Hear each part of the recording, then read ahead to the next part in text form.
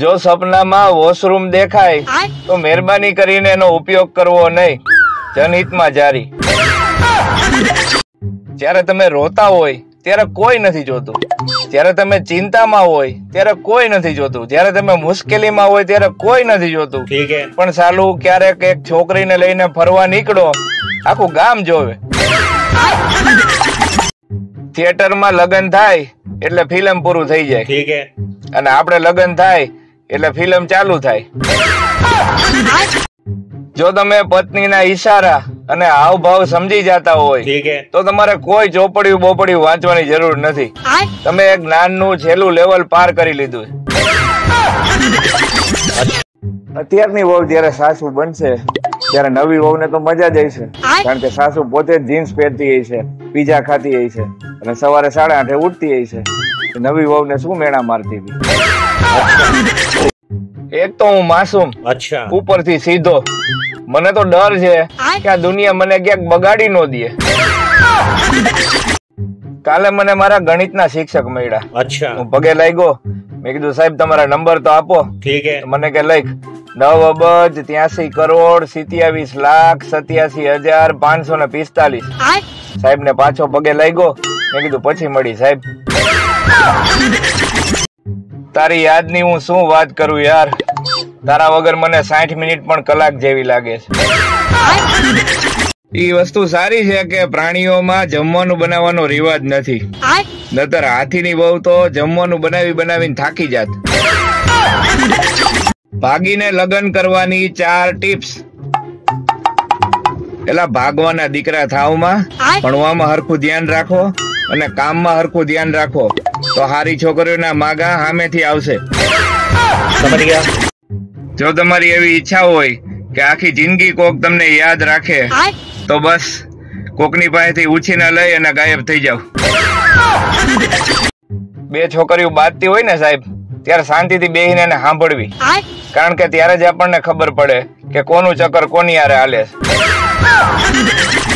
Teacher છોકરાને કહે તો આટલો બધો મોડો કેમ આવ્યો, ઓલો કે મારા મમ્મી પપ્પા બાંધતા હતા ને એટલે, તો એ કે એમાં તારું શું કામ હતું કે હું 2 ના વારા ફરતી ચંપલ આપતો હતો।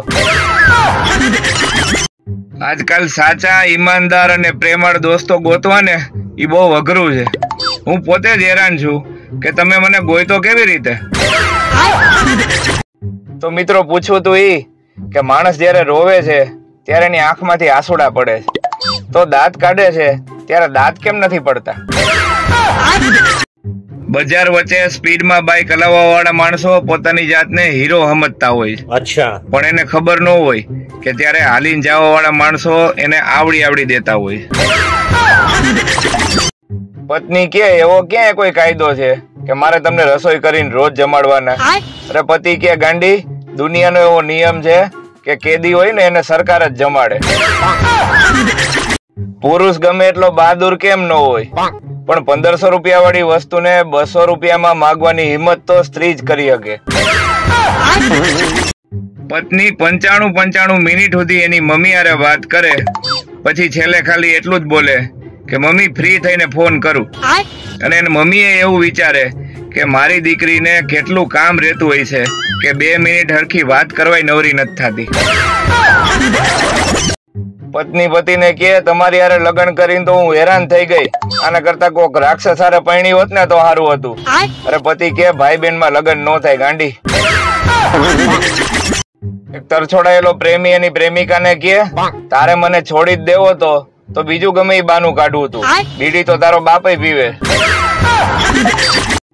ગામડાની છોકરી સાથે લગ્ન કરવાનો એક મોટો ફાયદો એ હોય છે કે પતિ જયારે રોમેન્ટિક થઈ અને પત્નીના ખોડામાં માથું મૂકે ને ત્યારે પત્ની તરત જ માથામાં ટોલા ગોતવા માંડે।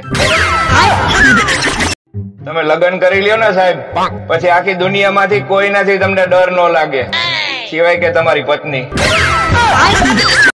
મિત્રો એક ખાસ સૂચન, ગમે ત્યાં માથાકૂટ થતી હોય ત્યાં ન ઉભા રહી જવું, પણ બેસીને જોવું, કારણ કે પછી પાછળ વાળાને દેખાતું નથી। વાંઢાઓને આકરા ઉનાળામાં બહુ તકલીફ છે સાહેબ।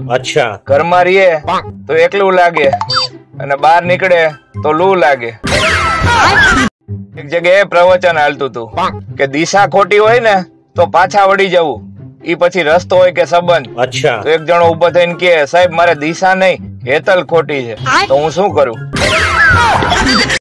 આ પુરુષ એટલી હદે બદનામ થઈ ગયો છે સાહેબ, એની વાત જવા દ્યો. અચ્છા. કોકના લગ્નમાં મન મૂકીને નાચે ને તોય માણસો વાતું કરે કે પાર્ટી રેડી થઈને આવી લાગે છે. ચહેરાનો રંગ જોઈને કોઈ દી લગ્ન ન કરવા સાહેબ, કારણ કે કાળી કીડી કડતી નથી અને લાલ કીડી સોજાડી દે. એક વાત કાયમ યાદ રાખવી મિત્રો, લાંબી જીભ અને લાંબો દોરો હંમેશા ગૂંચવાય છે જાજો. આ માણસ 84 લાખ ફેરાથી એટલો બધો નથી કંટાળતો સાહેબ, અચ્છા, જેટલો 4 ફેરા ફરીને કંટાળે છે.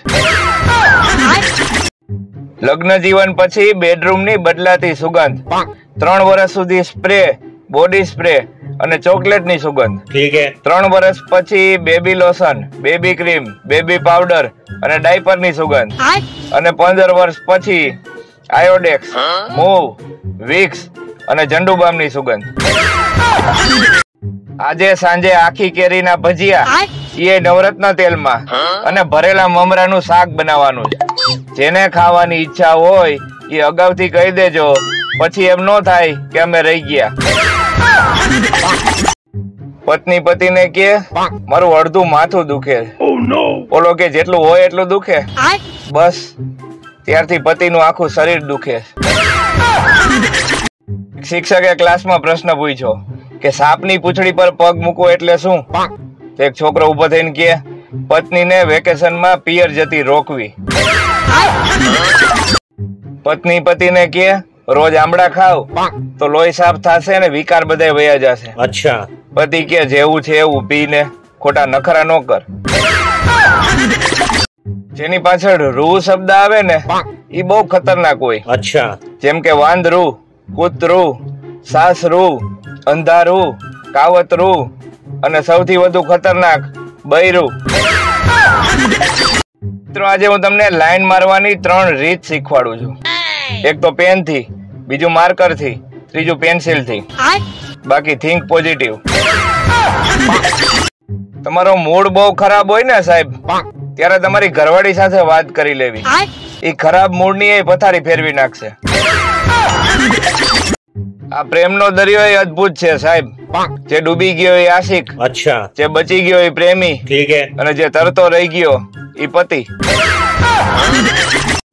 રમલી કે હું તારા પ્રેમમાં લૂંટાઈ ગઈ, બરબાદ થઈ ગઈ. તો જઈલો કે હું તારા પ્રેમમાં ક્યાં તલાટી બની ગયો છું, હું લૂંટાઈ ગયો છું અને ગામના છેલ્લા ખૂણે દાંતણ વેચું છું, લઈ જાજે. ઘરવાળી વેકેશનમાં પિયર ગઈ હોય અને જો રાશિફળમાં એવું આવે કે પ્રેમ થવાના યોગ છે, એટલું નક્કી રાખજો કે એ તમારી વાત નથી. એક સુરતી લાલો દાંતણ લેવા ગયો. ત્યાં જઈને ઓલી દાંતણ વાળીને કે કેમ આપ્યા દાંતણ? ઓલી કે 10 ની 3 સડી. અચ્છા. ઓલો કે કઈક વ્યાજબી કરો તો તને લઈ જાવ. પછી ઓલી દાંતણ વાળીએ જે ગાડો આપી છે, લાલાને હજી નો ખબર પડી કે આ ગાડું કેમ આપે. એટલે ગરમી તો આટલી સહન થતી નથી, પાછા માણસો તમારે હોટ જોઈ છે. પહેલા ફસાવ્યો મને એની ઝાડમાં, પછી જેટલી વાર મેં હાથ ફેરવ્યો એના વાળમાં, હવે એ વાળ નીકળે છે ભાત અને દાળમાં. જલસા તો લગન પેલા હોય છે મારા વાલા, લગન પછી તો દૂધીનું શાક ખાઈને કેવું પડે છે તારા હાથમાં તો જાદુ છે હો. પત્નીના કામમાં પતિની સલાહ એટલી જ ફાલતુ છે જેટલી ટી શબ્દમાં ઈ અને એ. પરણેલા અને કુંવારામાં શું ફરક છે સાહેબ ખબર છે? કુંવારા ડેરી મિલ્ક લેવા જાય, અચ્છા, અને પરણેલા ડેરીએ મિલ્ક લેવા જાય. 200 રૂપિયાની નોટ ખાસ કરીને જમાઈઓ માટે બનાવવામાં આવેલી છે, કારણ કે 100 ની નોટ સારી નો લાગે. અચ્છા. અને 500 ની નોટ વધારે થઈ જાય. એક ભાઈ મને વાત કરતા હતા કે જીવનમાં વડલા જેવું બનાય કે જે બધાને છાંયો આપે, આસો પાલવ જેવું નહીં. ઠીક હે. એ ભાઈને મેં ખાલી એટલું જ કીધું કે તમે ઘરમાં તોરણ છે ને બંધાવો છો? તો મને કે આસો પાલવના. તો મેં કીધું તમને કઈ તમારી મરજી મુજબ જ બધા કામ ન આવે.